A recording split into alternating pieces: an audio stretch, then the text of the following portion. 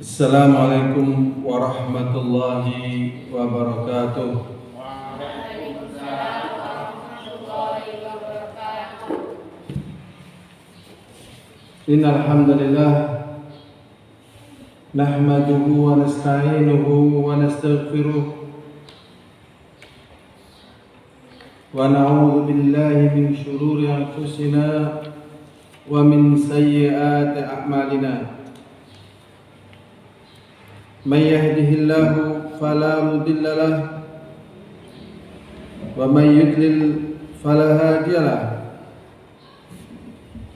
Asyhadu an la ilaha illallah wahdahu la syarika lah wa asyhadu anna Muhammadan abduhu wa rasuluh. Allahumma shalli wa sallim ala Muhammadin wa ala alihi wa ashabihi wa man tabi'ahum bi ihsanin ila yaumiddin wa ba'd. Kita lanjutkan, kita sampai pada hadis yang ke-32. Hadis yang ke-33. Wan Abi Hurairah radhiyallahu anhu, dan diriwayatkan dari Abu Hurairah, semoga Allah meridainya. Dilihat bukunya, diperhatikan.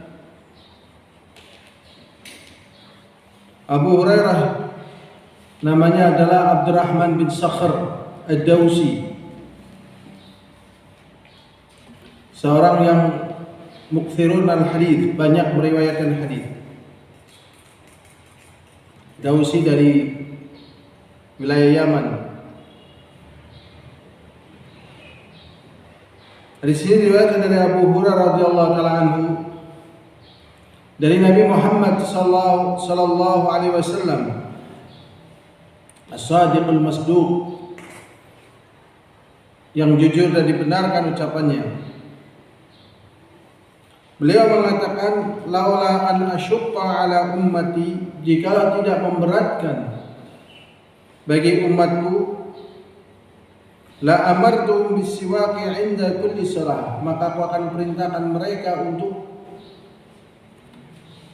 menggosok gigi dengan kayu maswak yang disebut dengan siwak. Siwak itu adalah yasusufahu, yaitu menggosok-gosok mulutnya dengan kayu arak. Kayu yang digunakan untuk bersiwak namanya kayu arak. Perbuatan menggosok-gosok gigi tadi dengan kayu arak ini disebut dengan bersiwak. Rasulullah SAW mengatakan, jikalau tidak memberatkan umatku, niscaya aku akan perintahkan bagi mereka untuk menggosok gigi dengan kayu arak. Ini menunjukkan bahwasanya perbuatan yang demikian ini memiliki keagungan yang sangat besar. Di samping membersihkan kotoran, membuang bau mulut, juga mendatangkan keridhaan Allah Subhanahu wa taala. Dan yang demikian ini hampir wajib. Tetapi karena dikhawatirkan memberatkan, maka akhirnya tidak sampai diwajibkan. Berarti di sini menunjukkan bahwasanya bersiwak ini hukumnya sunnah muakkadah, sunnah yang sangat ditekankan oleh Rasulullah SAW. Makanya di antara hal yang penting untuk kita pahami, pertama, jangan sampai lupakan kolan suwak. Ini termasuk sunnah. Imam Ahmad mengatakan, apabila orang sholat fardu kemudian senantiasa tidak pakai kolan suwak, diancam sholatnya nggak sah.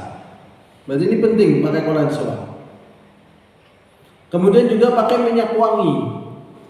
Pakai minyak wangi ini di samping mendatangkan kebaikan, juga menyegarkan hati kita. Kemudian di antaranya lagi adalah bersiwak. Sehingga kita perhatikan dalam hal kita berpakaian, berpenampilan, ada siwak, ada minyak wangi, ada kolan suwak. Sehingga yang demikian ini bisa mendatangkan sebab kebaikan bagi jiwa kita dan juga bagi orang lain. Ini hadis yang ke-33 tentang masalah bersiwak. Hadis ini muttafaqun alaih, disepakati kesahihannya oleh Imam Bukhari dan Imam Muslim. Berikutnya hadis yang ke-34. Wa Nabi Hurairah radhiyallahu anhu qala Rasulullah sallallahu alaihi wasallam.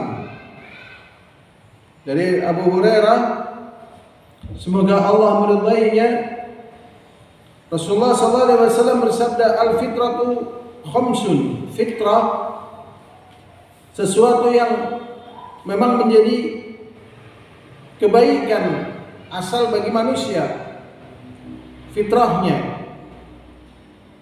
Yang pertama adalah khitan.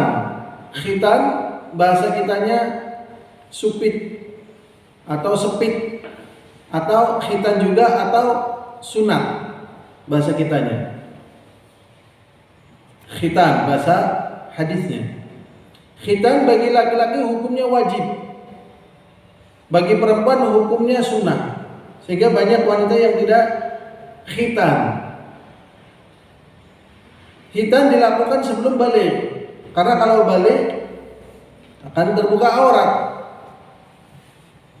Kemudian khitan bagi mereka yang baru masuk Islam, karena wajib bagi laki-laki walaupun sudah tua, karena ini wajib.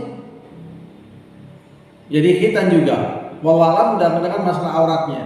Ini nanti dilihat nasihat para ulama. Tapi zahirnya karena ini wajib, tatkala dia masuk Islam umur 70 tahun misalnya, ya bagusnya khitan. Karena khitan ini merupakan fitrah dan wajib bagi laki-laki. Adapun bagi perempuan, apabila dikhitan tidak boleh terlalu dalam. Kalau terlalu dalam ini berbahaya. Jadi hanya potong sedikit saja. Dan ini adalah idza ijtama khitanan fa wajibal ghusl. Apabila berkumpul dua khitan maka wajib mandi. Berarti di sini menunjukkan bahwasanya perempuan juga khitan, cuman hukumnya sunnah. Ini yang pertama khitan. Yang kedua al-istihdad. Istihdad adalah membersihkan bulu kemaluan. Dibersihkan. Zahirnya dicabut, tapi dibersihkan bulu kemaluannya. Kemudian wanatful ibti, dan mencabut bulu ketiak. Jadi bagi mereka yang berketiak bulunya atau bulunya ketiaknya berbulu dicabut. Ya, dicabut, bukan dikerok, tapi dicabut. Pakai kapur misalnya, dibersihkan dulu, ya ditempelkan kapur di ketiaknya, setelah itu dicabutin. Jadi jangan biarkan ketiaknya itu penuh dengan bulu, menjijikan. Tadi tidak sesuai dengan fitrah. Apakah kalian sudah pernah melihat orang yang ketiaknya banyak bulunya? Sudah pernah lihat apa belum? Kalian senang atau tertarik? Lihat orang yang banyak ketiaknya, banyak bulunya ketiaknya itu, kalian senang atau tertarik? Tidak senang, tidak tertarik, walaupun mungkin itu orang tua kita mungkin atau saudara kita, itu jelek, karena tidak sesuai dengan fitrah. Maka fitrahnya tadi dicabut biar bersih. Ya, biar bersih. Ya, kalau perempuan ya pakai MBK ya. Jadi MBK artinya apa ya? Bau badan gitu ya. Pur bedak ya, jadi bau badannya biar nggak menyengat. Jadi jangan pakai minyak wangi yang harum, tapi pakai penghilang bau badan. Ya, bau badan itu biasanya dari makanan. Istihdad, wa natful ibti, wa taqlimul alfar, dan memotong kuku. Sedangkan memotong kuku ini tidak sunnah kalau hari Jumat, enggak. Pokoknya kalau panjang ya dipotong kukunya. Dan bagusnya kuku jangan dipanjangkan, walaupun misalnya sebagian orang memanjangkan kuku dengan dikitek misalnya. Atau kalau zaman saya waktu masih kecil, kukunya ini pakai tumbukan bata digosok sehingga meling. Tetap bagusnya dipotong. Enggak kuku kanan, enggak kuku kiri, enggak kaki kanan, kaki kiri, semua dipotong. Karena kalau misalnya tangan kiri yang kukunya panjang kemudian misalnya buat cebok, terkadang di situ masih ada sisa kotoran yang menyelinap di balik kuku. Jadi kuku ini dipotong, bukan dipanjangin. Alhamdulillah kukunya Ustaz nggak ada yang panjang, baik kuku kaki ataupun kuku tangan. Mungkin sebagian di antara kalian pernah melihat kukunya panjang, tertarik apa tidak tertarik? Dengan halus, dengan mengkilap, menarik atau tidak menarik? Misalnya orangnya cantik, putih, kuku jempolnya panjang, bersih, mengkilap, kuku ya, yang lainnya juga kayaknya menarik sekali. Kalian senang lihat seperti itu? Kalau kalian misalnya senang lihat seperti itu bukan termasuk daripada fitrah. Misalnya kukunya dilobangin sehingga bisa buat gantungan kunci dan sebagainya, kelihatannya menarik, tetapi tidak fitrah. Jadi yang fitrah sebagaimana dikata Rasulullah SAW adalah wa taqlimul adfar, yaitu memotong kuku, potong bersih, ya, sehingga tidak ada kotoran yang sunyi di situ. Berikutnya waqashu syarib, dan juga menipiskan kumis. Jadi kumis ini ditipisi, sedangkan jenggot dipanjangkan.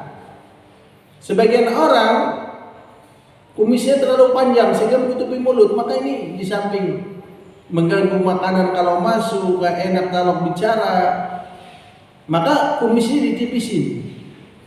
Jadi kumis itu dia apa? Tipisin, bukan dikerok.